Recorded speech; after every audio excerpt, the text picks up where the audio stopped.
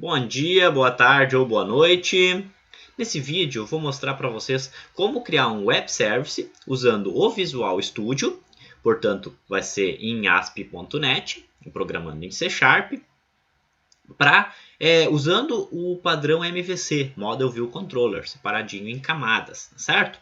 Para que serve um web service, um serviço web? Não é um site que a gente vai acessar e vai comprar coisas, ver coisas, né? Um web service é um serviço que roda na web, na internet, portanto ele pode ser acessado a partir de qualquer lugar e ele vai fornecer dados, fornecer serviços para outras aplicações, para uma aplicação mobile, para um outro site ou até para uma aplicação desktop, se você quiser.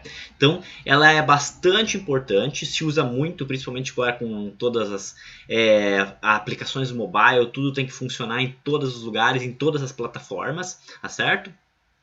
A gente vai usar a tecnologia REST, que é baseada em JSON, um arquivo JSON, que é um formato muito mais simples que o XML e muito mais utilizado atualmente, tá certo? Então eu estou usando aqui o Visual Studio 2019 versão Community, né? Eu abri ele aqui e ainda não comecei para mostrar a configuração que eu preciso ter, por isso que eu vou aqui clicar em continuar sem código. E aí eu vou aqui em ferramentas no Visual Studio e vou mostrar obter ferramentas e funcionalidades. Tá? Isso aqui faz abrir o Visual Studio Installer, que é uma aplicação à parte, onde você pode instalar os complementos que precisar para o seu Visual Studio, tá certo? O que você precisa para fazer esse web service? Né? Você precisa basicamente ter marcada essa opção aqui, ó. Ele vai carregar tudo que eu tenho instalado aqui e eu já mostro. É bem simples, é só marcar o que a gente quer e depois clicar em instalar. Tá? Demora um pouco porque são arquivos grandes. Esse aqui você precisa ter marcado ASP.NET e desenvolvimento web. Tá?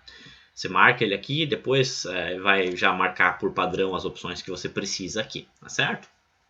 Eu tenho aqui desenvolvimento Python também, não seria preciso, tá certo?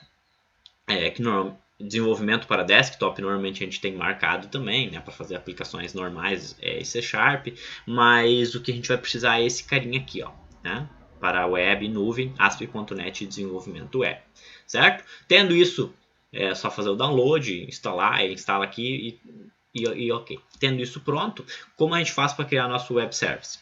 A gente vem aqui em arquivo, novo, projeto.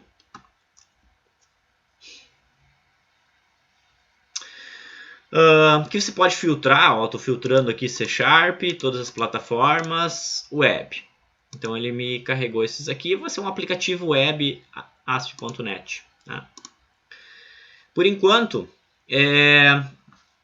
eu não especifico ainda, vou deixar aqui o Web Application 2. Agora aqui na página seguinte é que eu especifico o tipo de aplicação web que eu quero, não é um site. Tá? Não é um aplicativo web, então, né? Vazio, vai nos dar muito trabalho a gente criar tudo. Eu vou usar a opção aqui do template API, né? Que é uma API? Application Programming Interface, ou seja, uma interface, ou seja, algo no caminho, né, que nos facilita a comunicação entre duas aplicações. É isso que a gente vai usar. Vamos criar.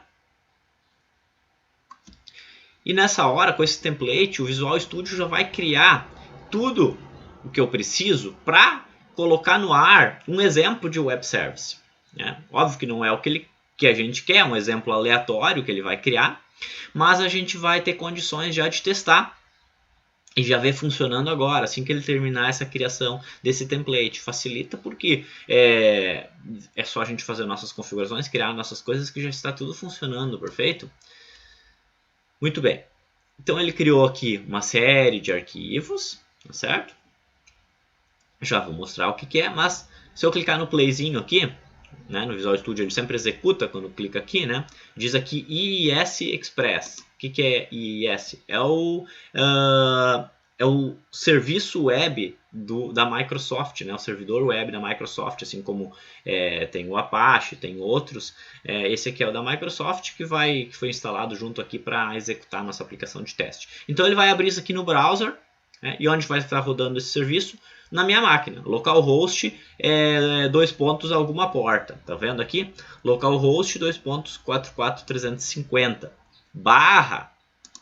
E aqui está o nome do controller. Nome da rota da API que a gente quer acessar. Logo eu já mostro o que se trata isso.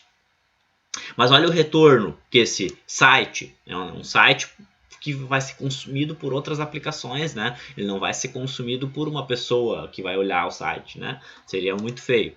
O que ele retornou aqui? Um arquivo JSON, tá certo? Aquele formato JSON que começa com quando você tem uma lista, né? Você tem entre colchetes separado por vírgula, depois você tem pares, ó, nome e valor, né? Delimitados pelos 2 pontos ali, data, date, e aí tem uma data, né? Temperatura em Celsius, aí tem uma temperatura, menos 4. Temperatura em Fahrenheit, aí tem uma temperatura. O que é isso, né? Quem gerou isso? De novo, esse template do Visual Studio. É um exemplo aleatório, que não nos serve para nada aqui, mas nos dá dicas de como construir, certo? Então, ao criar isso, vocês já podem vir aqui, ó, dentro do controller ele criou isso. Aqui ele criou essa classe, Whatever Forecast Controller, ó, que retorna aqueles dados aleatórios ali, ó. Aqui no método get, ele está retornando aquelas datas, temperaturas aleatórias lá, ou que ele gerou simplesmente para mostrar alguma coisa, tá certo? Eu vou apagar essa classe aqui. Vou apagar essa classe aqui, que eu vou criar a nossa classe controller, que fica mais claro. Essa outra classe aqui que ele criou também, o Whatever Forecast, onde ele colocou a classe da estrutura de dados, né? Desses dados de temperatura aí também, não vou precisar, vou apagar, certo? Vou criar o nosso exemplo aqui, certo? Eu vou criar um serviço que retorna jogadores de futebol, pode ser jogadores de um time, uma aplicação simples para demonstrar. Então eu vou fazer o quê? Primeira coisa, eu vou criar aqui, eu já tenho aqui uma pasta para colocar os controllers, né? Eu disse que a gente ia fazer pensando no modelo MVC, Model View Controller, certo?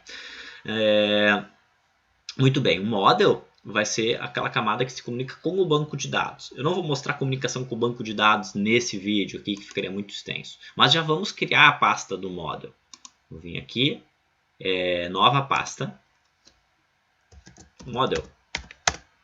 Ali dentro vão ficar todas as classes das estruturas de dados das minhas tabelas. Então eu vou criar aqui novo item, uma classe, que vai ser a classe jogador.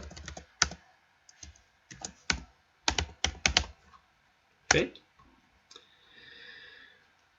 Tudo bem. Que atributos que tem num jogador, né? O jogador tem nome,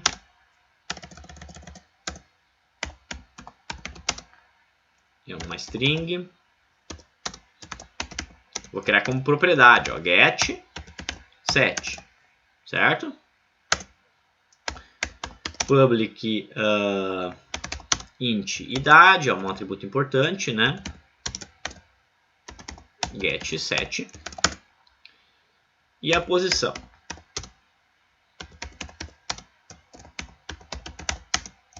Se ele é zagueiro, goleiro, né? Atacante, muito bem, certo? Classe de dados normal, como a gente criaria em C# para qualquer outra aplicação, né? O grande segredo, então, está aqui na camada de controle. Claro, aqui no Model também, depois a gente vai ter acesso a banco de dados e tudo mais. Por enquanto, vamos retornar uma lista fixa de jogadores depois, tá? Mas aqui no controller é que a gente vai vir aqui, ó, adicionar, né, novo item, botão direito, adicionar novo item. E aí não vamos adicionar uma classe que a gente teria que programar tudo aqui dentro. Vamos pegar de novo um template aqui, um exemplo do Visual Studio. Vamos pegar uma classe do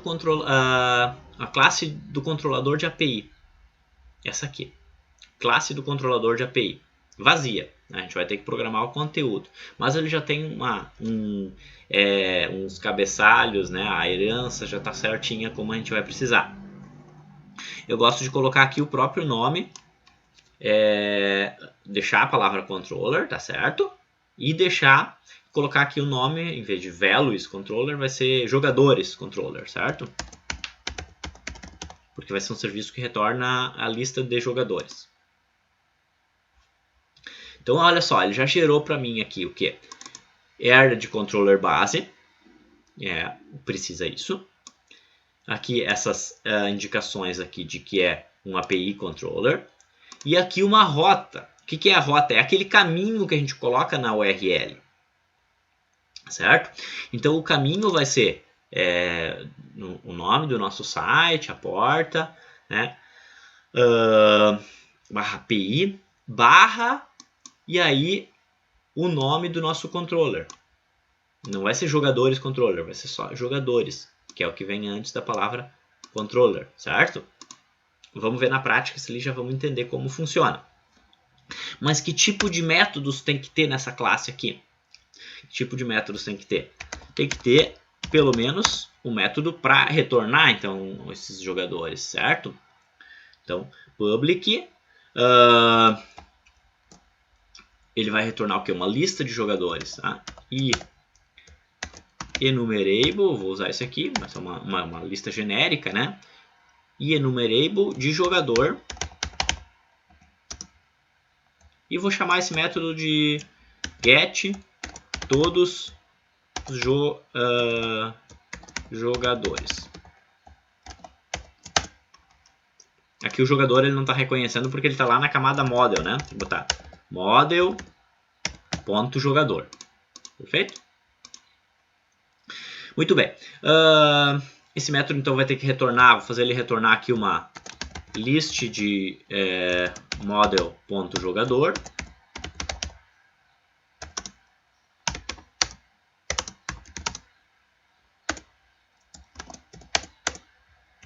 Ele vai retornar esse objeto LST, que é uma lista de jogadores, né?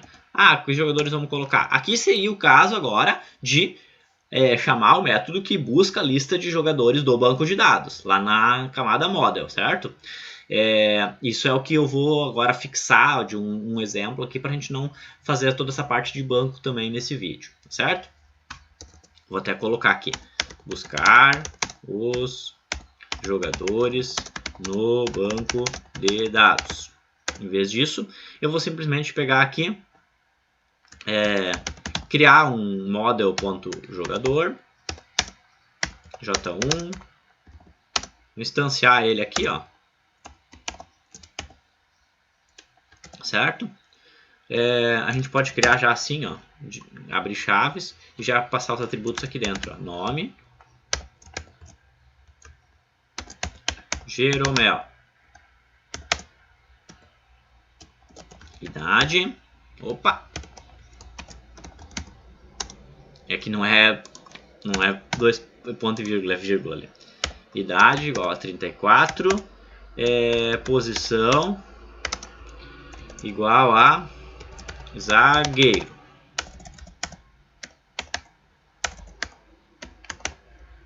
Certo?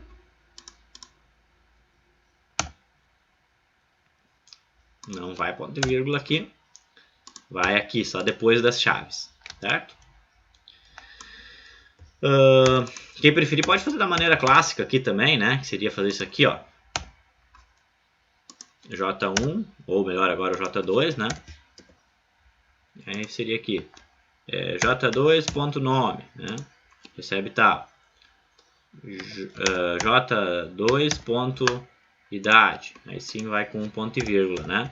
Setando as propriedades. Óbvio que isso aqui é só agora fixo porque não estamos buscando no banco de dados, né? Não faria sentido retornar esses dados fixos aqui.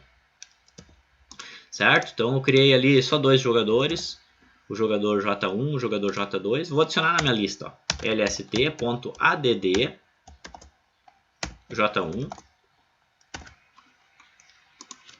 e lst.add J2. Então tá, minha lista de todos os jogadores vai ter esses dois jogadores aqui, certo? Muito bem. Agora, quando eu executar, eu quero que o sistema, a aplicação web, me retorne essa lista de todos os jogadores, né? Primeira questão, qual caminho eu vou acessar? Se eu executar aqui, ele ainda vai tentar acessar aquele caminho de antes, lá do exemplo que ele criou, perfeito? E aí não vai existir mais, não vai mais funcionar, tá? Porque aquele caminho não funciona mais, certo? Ele até vai executar aqui, vai abrir, mas não vai... Ó, essa rota aqui não existe mais, perfeito? Eu vou querer acessar uma rota que seja assim, API barra jogadores, perfeito? Olha só, e ele me retornou a lista dos jogadores, certo? Um JSON, ó, lista dos meus 2 únicos jogadores que eu tenho aqui, né? Que Jeromel, 34 anos, posição zagueiro. Jeromel, eu botei do Jeromel 2 vezes, né? Botei 2 vezes. Vamos botar outro aqui do Internacional também. D'Alessandro. D'Alessandro é mais, né? 38. Meia, né? Meia. Certo? Uma coisa interessante. O método GET é o padrão de um serviço web, certo? Mas existem outros, existe o post, existe delete, update. Bom, é interessante, é uma boa prática você especificar aqui, dizer, olha só, que é com essa anotação aqui entre colchetes, dizer que é um HTTP GET. Com isso a gente indica pro nosso serviço que esse método aqui ele deve ser chamado quando for dado um GET no nosso serviço. Quando acessar essa rota aqui, que for a rota correta, e for um GET, então ele deve chamar esse método aqui. Tá certo? Funcionou antes já porque é por padrão o método GET. Se eu tivesse os outros aqui, não teria funcionado, não saberia qual usar, né? Muito bem. Se eu quiser mudar aquela configuração lá no início, é aqui qual o padrão que ele abre aqui no início, né? Que é que ele já abriu aqui o Whatever Forecast. Só mudar aqui API barra jogadores, é outra barra, né?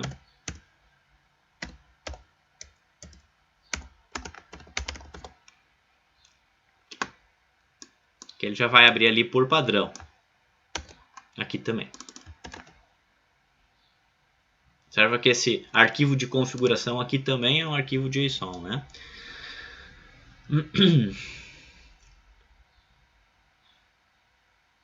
Ó, ele já abriu aqui na URL certinho ali, é melhor para debugar, né? Toda vez que eu executar, eu já abro aqui na rota que eu quero.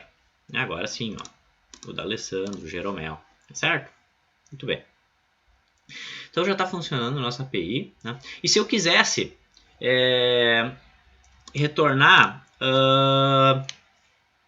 filtrando por posição, por exemplo, eu não quero ver todos os jogadores, eu quero ver os jogadores que são zagueiros, por exemplo. Eu poderia passar nessa URL aqui, por exemplo, né, eu acho que fica bem entendível se isso funcionasse. Passasse aqui, ó, barra meia, ou zagueiro.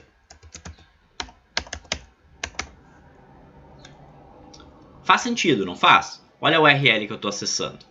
Localhost, tá, aqui vai ter o IP ou o nome do domínio que a gente comprar, né? Por enquanto, localhost. A porta, barra API, por quê? Porque não é um site normal, né? É uma API, faz sentido que esteja barra API. Barra jogadores, quero retornar os jogadores. Né? Os jogadores que sejam zagueiros. Então, isso aqui é o formato REST, onde a gente vai definindo a rota dessa forma. E esse que parece ser uma nova, um novo caminho aqui, uma nova rota, né? Na verdade, vai ser um parâmetro que eu vou receber lá no Visual Studio, lá na minha aplicação, e aí eu vou poder filtrar, fazer filtro no banco de dados, fazer o que eu quiser com isso, certo? Então, ela é muito pensada na forma como faria sentido para o usuário pensar, né? Por mais que a maioria das vezes vai ser uma máquina que vai acessar isso, mas fica bem legível, né? O padrão REST é bem interessante por causa disso. Não só o JSON é bem legível, como bem flexível, como também esse padrão de URL. Como eu faço isso? Como eu faço para pegar esse zagueiro que passar aqui? Ah, ele não achou, ele não conseguiu resolver isso aqui. Como eu faço para resolver isso aqui? Eu vou lá no meu controller novamente, jogadores controller, e vou criar mais um método que seja um HTTP GET também. HTTP GET, igual aquele, não pode ser o mesmo nome, obviamente. Vou chamar de GET jogador posição. E aí ele recebe por parâmetro aqui uma string, que é a posição em que o jogador joga. E aqui dentro, em vez de novamente buscar no banco de dados toda aquela lista lá, eu vou fazer de conta que esse meu método get todos os jogadores aqui é o método que busca todos no banco de dados, né? Eu vou pegar esse aqui, esse método aqui, e vou filtrar, porque ele retorna uma lista. Nas listas eu posso aplicar filtros. .where, expressão lambda aqui, x, né? Tal que x ponto nome seja, posição seja igual à posição passada aqui. Perfeito? Isso aqui, ponto first order full, porque eu quero um jogador só. Então o retorno do meu método vai ser também, não vai ser uma lista, vai ser um jogador só. Né? Opa, não faz sentido. Pode ser uma lista, sim. Eu estava pensando em retornar pelo nome, né? Eu ia passar, Jeromel, um jogador só, Jeromel. Não. Não precisa isso. Posso ter vários jogadores que são zagueiros, né? Bobeei agora aqui. A minha lista, então, vai receber isso aqui, ó. O outro método que já retorna todos, filtrando aqueles que têm essa posição. Eu só tenho que dar um ponto to list aqui. Certo? Listar os jogadores no banco de dados que são dessa posição. Tá? Agora é importante, né? Eu preciso aqui, nessa minha anotação, indicar que esse outro método get também, ele deve ser acionado somente quando for passado essa rota do parâmetro da posição, certo? Como é que eu faço isso? Aqui dentro na anotação eu abro e fecho parênteses, tá certo? E indico aqui entre aspas, né, que se trata de um parâmetro. Olha só. Abre e fecha parênteses, dentro, entre aspas, ou seja, porque é uma string, entre chaves, eu indico o parâmetro, que é a posição. Certo? Esse parâmetro, então, vai ser tratado aqui pela minha API para que seja jogada para esse método aqui. E dentro do método eu faço a minha regra, que é filtrar por esse cara ali. Tá certo? Então, olha só, tem dois métodos get, mas são métodos diferentes, né? Quando for passado um parâmetro diferente aqui. Vamos ver, então, se isso vai funcionar.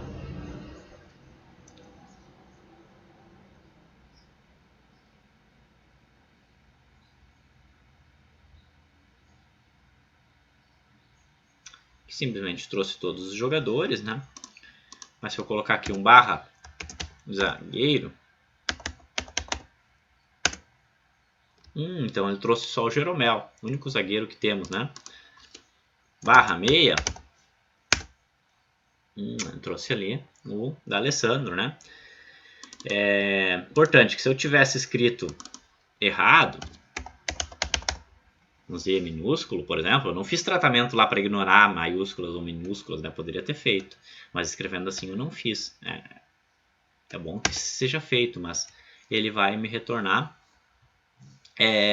um JSON em branco, não tem nenhum registro nessa lista, tá certo? Muito bem. O que eu queria mostrar nesse vídeo é isso, tá certo?